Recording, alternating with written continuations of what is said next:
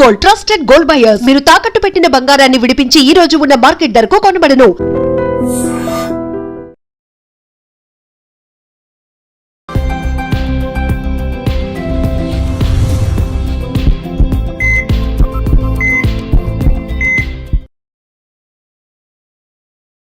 నమస్తే, welcome to healthy conversations with IT media. నేను మీ Jhansi. So ఈరోజు మనతో ఉన్నారు డాక్టర్ చిట్టిపొట్ల మధుసూదన్ శర్మ గారు, ఎండి ఇన్ ఆయుర్వేద.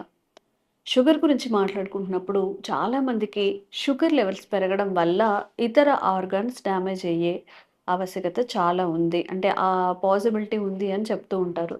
మరి షుగర్ లెవెల్స్ని కంట్రోల్ చేసుకోవాలన్నా, షుగర్ వల్ల బాడీలో ఇంకా ఎలాంటి డ్యామేజ్ కాకుండా ఉండాలి అంటే మనం ఎలాంటి జాగ్రత్తలు పాటించాల్సి ఉంటుంది? ఈ విషయం గురించి అడిగి తెలుసుకుందాము. నమస్తే సార్. నమస్తే. సో షుగర్ రావడమే ఒక శాపంగా అనుకుంటున్న డేస్, ఎందుకంటే అర్లీ 20స్లో వస్తున్నాయి. 25, 22 అంత చిన్న ఏజ్ వాళ్ళ నుంచి 60 ఇయర్స్ 60 అబవ్ వాళ్ళకి కూడా అందరికీ కామన్గా వస్తుంది షుగర్ అనేది. ఒక జలుబు దగ్గు ఎలాగో షుగర్ కూడా అలా వస్తుంది. మరి ఈ హై షుగర్ లెవెల్స్ ఉన్నప్పుడు దాన్ని ఎలా కంట్రోల్ చేసుకోవాలి? ఇంకా సైడ్ ఎఫెక్ట్స్ అవ్వకుండా, సిచ్యువేషన్ వర్స్ట్ అవ్వకుండా మన హెల్త్ని ఎలా కాపాడుకోవాలి అంటారు? మీరు నిజంగా చెప్పినట్లు అక్షరాలు నిజమమ్మా. పూర్వకాలం అయితే షుగర్ వ్యాధిగ్రస్తులు ఎక్కడున్నారని చెప్పేసి వెతకాల్సినటువంటి పరిస్థితి ఉండేదమ్మా. అవును. ఈ రోజుల్లో దురదృష్టవశాత్తు షుగర్ లేని వాళ్ళని వెతుకోవాల్సినటువంటి దౌర్భాగ్యమైనటువంటి పరిస్థితులు భవిష్యత్తులో కూడా మరీ రాబోతున్నాయమ్మా. ఇది నిజంగా బాధాకరమైన విషయం. ఏది ఏమైనప్పటికీ మరి చిన్న వయసులోనే షుగర్ రావడము, మరి తెలిసి తెలియక చేసేటువంటి పొరపాట్ల వల్ల, అవగాహన లోపం వల్ల షుగర్ వ్యాధి గురించి చక్కటి ఆరోగ్య స్పృహ లేకపోవడం చేత మరి ఎక్కువ శాతం మందిలో షుగర్ కంట్రోల్ కాకపోవడం చేత మరి ముందు కాలంలో అనేక రకాలైనటువంటి ఇబ్బందులు కూడా చాలా శాతం మందిలో అమ్మా, దాదాపు 180-90% మందిలో కూడా కలుగుతున్నాయమ్మా. సో షుగర్ వ్యాధిని ఖచ్చితంగా నియంత్రణలో ఉంచుకోవాలి. వైద్యశాస్త్రం చెప్పేది కూడా అదే. షుగర్ పెరిగే కొద్దీ సమస్యలు పెరిగిపోతాయి. అదేవిధంగా ఏండు గడిచే కొద్దీ కూడా సమస్యలు పెరిగిపోతాయి. షుగర్ వచ్చిన తర్వాత తల నుంచి కాళ్ళ వరకు ప్రతి కణము దెబ్బతింటుందమ్మా. ఈ విషయం నేను చెప్తుండేసరికి నాకు మరొక విషయం కూడా గుర్తొస్తుందమ్మా. ఆయుర్వేద వైద్య విధానంలో వేలాది సంవత్సరాల క్రితమే వీటన్నిటిని దృష్టిలో ఉంచుకొని మన మహర్షులు అస్వాస్థ్యం సర్వగాత్రేషు అని చెప్పేసి చెప్పడం జరిగింది. అస్వాస్థ్యం అంటే అనారోగ్యకరంగా పరిణమించడం, తయారు కావడం. సర్వం గాత్రం అంటే శరీరం. సో సమస్తమైనటువంటి శరీరంలో ఉన్నటువంటి ప్రతి అణువు కూడా, కణకణం కూడా, ప్రతి అవయవం కూడా షుగర్ వల్ల వ్యాధిగ్రస్తం అయిపోయి చాలా ఇబ్బందిని ఎదుర్కొనేటువంటి పరిస్థితి ఏర్పడుతుందని చెప్పేసి వేలాది సంవత్సరాల క్రితమే ఆ యొక్క కాంప్లికేషన్స్ గురించి కూడా చెప్పడం జరిగిందమ్మా. సో షుగర్ వల్ల మెదడు సంబంధించిన జబ్బులు వస్తాయి, పక్షవాతం వస్తుంది, మతిమరుపు సమస్య వస్తుంది. అదేవిధంగా మెదడుకు సంబంధించినటువంటి ఇతర అనేక రకమైన రుగ్మతలు వస్తాయి. అదేవిధంగా నరాలకు సంబంధించినటువంటి సమస్యలు వస్తాయి, నరాల వీక్నెస్ వస్తుంటుంది. తర్వాత కాళ్ళు చేతులు తిమ్మిర్లు వచ్చేటువంటి పరిస్థితి ఏర్పడుతూ ఉంటుంది. అదేవిధంగా ఇతర భాగాల్లో నొప్పులు ఉండేటువంటి పరిస్థితి ఏర్పడుతుంది, చర్మ వ్యాధులు వచ్చేటువంటి పరిస్థితి ఏర్పడుతుంది.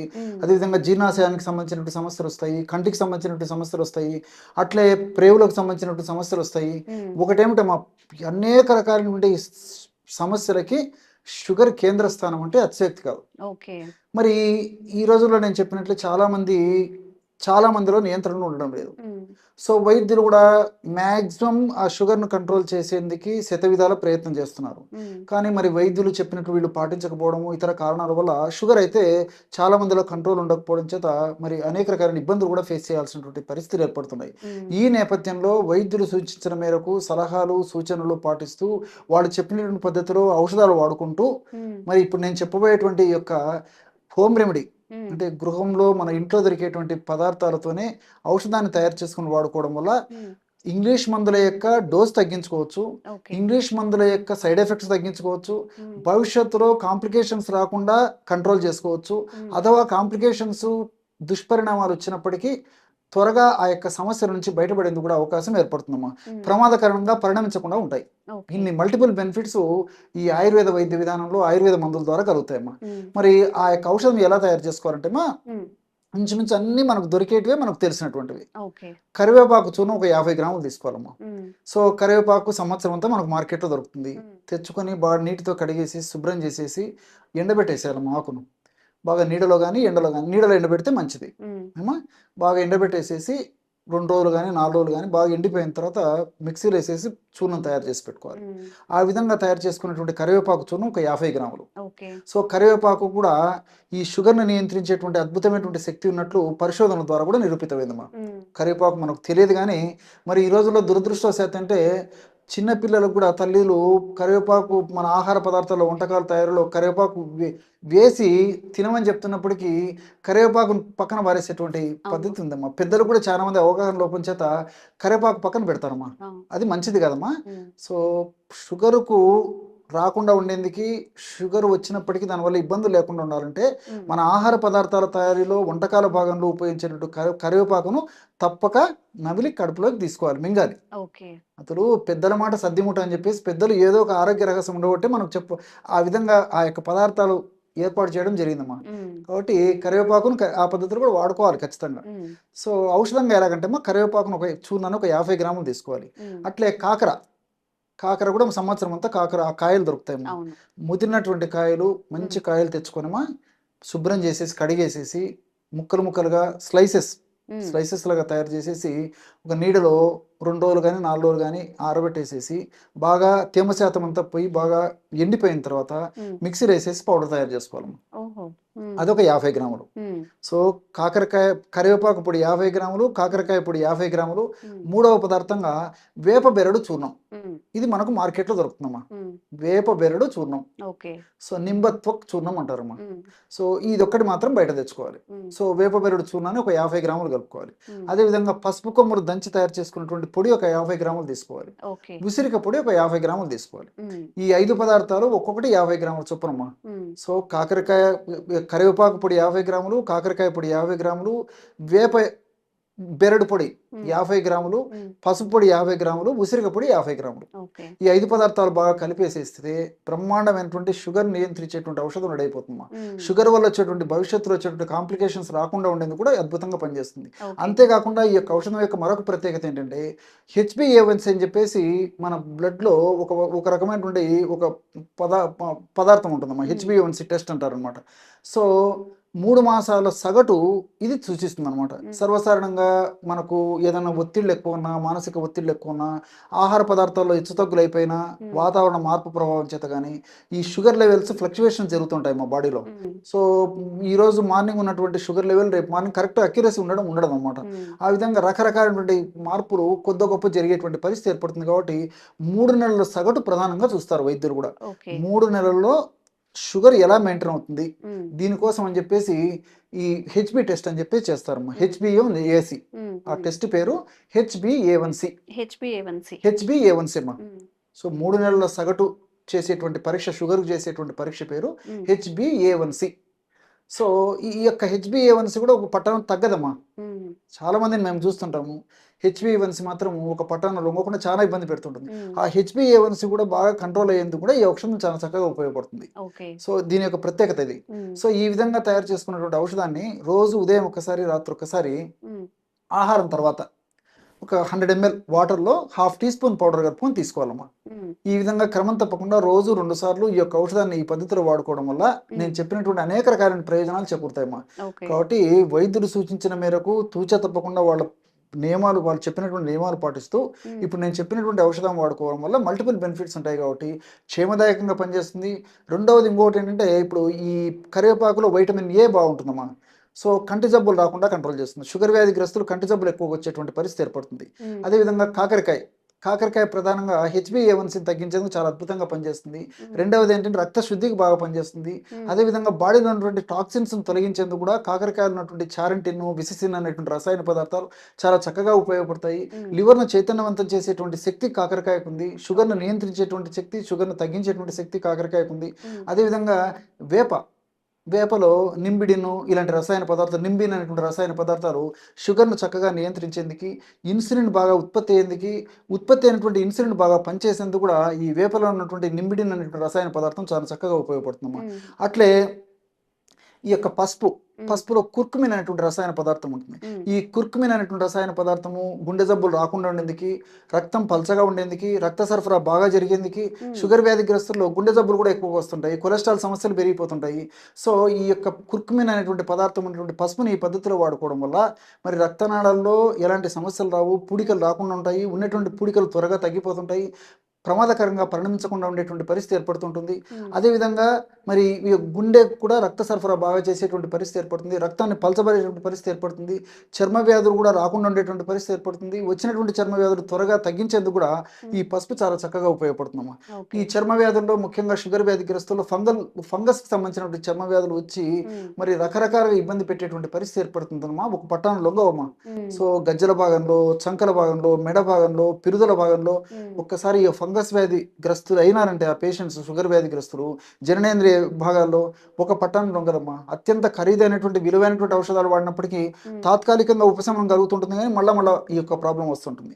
అలాంటి సమస్యలు రాకుండా ఉండేందుకు, వచ్చిన సమస్యలు త్వరగా తగ్గేందుకు కూడా ఈ పసుపులో ఉన్నటువంటి కుర్కుమిన్ అనేటువంటి ఔషధం ఉపయోగపడుతుంది. అదేవిధంగా ఈ యొక్క ఉసిరిమ్మ, ఉసిరిలో అనేక రకాలైన ఔషధ గుణాలు ఉన్నాయి. ప్రత్యేకంగా విటమిన్ సి అందులో అద్భుతంగా ఉంటుంది. వ్యాధి నిరోధక శక్తిని పెంపొందింపజేసేటువంటి అత్యద్భుతమైనటువంటి, అందరూ చెప్పుకోదగ్గ ఉత్తమమైనటువంటి మొట్టమొదటి స్థానాన్ని అలంకరించేటువంటి ఔషధం ఏదైందంటే ఉసిరికమ్మ. ప్రకృతిలో దొరికేటువంటి ఔషధాల్లో ఆ ఉసిరిక వ్యాధి నిరోధక శక్తిని పెంచుతుంది. షుగర్ వ్యాధిగ్రస్తుల్లో నేను ఇంతకుముందే చెప్పినట్టు అస్వాస్థ్యం సర్వగాత్రేషు, వ్యాధి నిరోధక శక్తి తగ్గడం చేత మొత్తం సమస్తమైన శరీరం కూడా వ్యాధిగ్రస్తం అయిపోతుంది అన్నమాట. అలా వ్యాధిగ్రస్తం కాకుండా ఉండేందుకు, ప్రమాదం బారి నుంచి రక్షించేందుకు కూడా ఈ యొక్క ఉసిరిలో ఉన్నటువంటి వివిధ రకాలైన రసాయన పదార్థాలు ఉపయోగపడతాయమ్మా. కాబట్టి మల్టిపుల్ బెనిఫిట్స్ ఉంటాయి కాబట్టి అందరికీ అందుబాటులో ఉంటుంది. అందరూ వాడేదగినటువంటి నిత్య జీవితంలో, దైనందిన జీవితంలో ఉండే ఆహార పదార్థాలే ఇంచుమించు నేను చెప్పినటువంటి వాటిలో చాలా వరకు ఉన్నాయి కాబట్టి క్షేమదాయకంగా వాడుకోవచ్చు, క్షేమదాయకంగా ఆ సమస్య నుంచి బయటపడవచ్చు. చాలా మంది ఏంటంటే డయాబెటిక్ పేషెంట్స్ లేదా నార్మల్ వాళ్ళైనా కానీ పంచదార అంటే షుగర్కి ఆల్టర్నేటివ్గా బెల్లం తింటూ ఉంటారు. తాటి బెల్లం అని, లేకపోతే అంటే రిఫైన్డ్ కాకుండా మనకి ప్రాసెస్డ్ అవ్వకుండా మంచిగా దొరికే బెల్లం. దీనికి చాలా ఆల్టర్నేటివ్స్ ఉన్నాయి. తేనె అని అంటూ ఉంటారు, స్టీవియా అని చెప్పి ఆల్టర్నేటివ్స్ వాడుతూ ఉంటారు. మరి ఈ అన్నిట్లో కూడా డయాబెటిక్ ఉన్న వాళ్ళకి, లేని వాళ్ళకి ఈ షుగర్ కంటెంట్ ఎక్కువ తీసుకోవడం వల్ల వచ్చే సైడ్ ఎఫెక్ట్స్ని మనం పక్కన పెట్టాలి అంటే ఎలాంటి న్యాచురల్ షుగర్ ఏదైనా మనకి దొరుకుతుందా? చాలా మంది స్వీట్ టూత్ ఎక్కువగా ఉన్నవాళ్ళు తినగానే ఏదో ఒకటి స్వీట్ తినడము, లేదంటే ఇది ఆల్టర్నేటే కదా, చాక్లెట్కి ఆల్టర్నేట్ ఒకటి, బెల్లంకి ఆల్టర్నేట్ ఒకటి, షుగర్కి ఇది ఆల్టర్నేటివ్, ఇది తింటే మనకి ఏమి షుగర్ హైక్స్ అవ్వదు, లేదంటే దీనివల్ల క్యాలరీస్ ఏం రావు అని అనుకుంటారు. మరి దీని గురించి ఒక న్యాచురల్ వేలో మన షుగర్ని తీసుకునే పద్ధతి ఏదైనా ఉందా? అలాంటి ఆహార పదార్థాలు ఏమైనా ఉన్నాయా? ఓకే, ఉన్నాయమ్మా. సో పంచదారకి ప్రత్యామ్నాయంగా సర్వసాధారణంగా బెల్లము, తాటి బెల్లము, తేనె, ఖర్జూరము, ఖర్జూరం పొడి, ఇవి ఆరోగ్య స్పృహ పెరిగింది కాబట్టి చాలా మందిలో వీటి మీద దృష్టి కేంద్రీకరించడం జరుగుతుందమ్మా. సో నాణ్యానికి ఒకవైపు మాత్రమే కొంతవరకు మంచిదే, కానీ మరి కొన్ని సందర్భాల్లో ఉదాహరణకి షుగరు ఎక్కువగా ఉన్నటువంటి వాళ్ళు కానీ, షుగర్ టెండెన్సీ ఉన్నటువంటి వాళ్ళు కానీ, స్థూలకాలు కానీ, ఎక్కువగా వెయిట్ ఉన్నటువంటి వాళ్ళు కానీ, మరి కొలెస్ట్రాల్లో ఇటువంటి పరిస్థితులు ఉన్నటువంటి వాళ్ళు కానీ, వీళ్ళందరూ కూడా మరి వీటిని కూడా చాలా తక్కువ పరిమితిలో వాడాలని చెప్పేసి కూడా డాక్టర్స్ కూడా పరిస్థితిని బట్టి సెలవిస్తుంటారు. మీరు బెల్లం కానివ్వండి, తాటి బెల్లం కానివ్వండి, ఖర్జూరం కానివ్వండి, తేనె కానివ్వండి, ఏదైనా కానివ్వండి, సో వాటి పరిధులు పరిమితులు పట్టుకున్నాయి.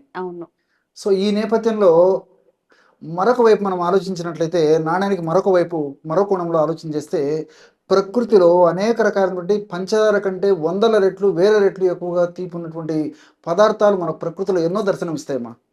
చాలా మందికి వాటి మీద అవగాహన లేదు. ఈ మధ్య కాలంలోనే మరి ఈ మీడియా ప్రభావం చేత కూడా చాలా మంది వాటిపైన అవగాహనను కల్పించుకొని వాటిని సద్వినియోగం చేసుకొని చక్కటి ఆరోగ్యాన్ని కూడా పొందగలుగుతున్నారమ్మా. సో ఇలాంటి వాటిల్లో ప్రధానంగా 4 పంచదారకు ప్రత్యామ్నాయంగా చెప్పుకోవచ్చు. మొట్టమొదటిది స్టీవియా. చాలా మందికి తెలిసే ఉంటుంది. స్టీవియా అనేది ఒక ఆకు యొక్క పొడి. ఆకులు, ఎండించినటువంటి ఆకులు మార్కెట్లో దొరుకుతాయి, స్టీవియా లీవ్స్. సో ఆకు పౌడర్ కూడా మనకు మార్కెట్లో దొరుకుతుంది. ఈ మధ్య కాలంలో మరి ఈ స్టీవియా టాబ్లెట్స్ కూడా మనకు మార్కెట్లో విక్రయించడం జరుగుతుందమ్మా. సో స్టీవియా సైడ్ అనేటువంటి ఒక రసాయన పదార్థము ఈ పంచదార కంటే కూడా వేల రెట్లు, వందల రెట్లు తీపి ఎక్కువగా ఉంటుందమ్మా. దాదాపు 500 నుంచి 1000, 1500 రెట్టింపు వరకు కూడా తీపి, అతి తీపి ఉంటుంది అనమాట అది. సో మనకు మార్కెట్లో ఒక 100 గ్రాములు మ్యాక్సిమం 100 రూపీస్ 150 లోపల దొరుకుతుందమ్మా, ప్రాబ్లం లేదు.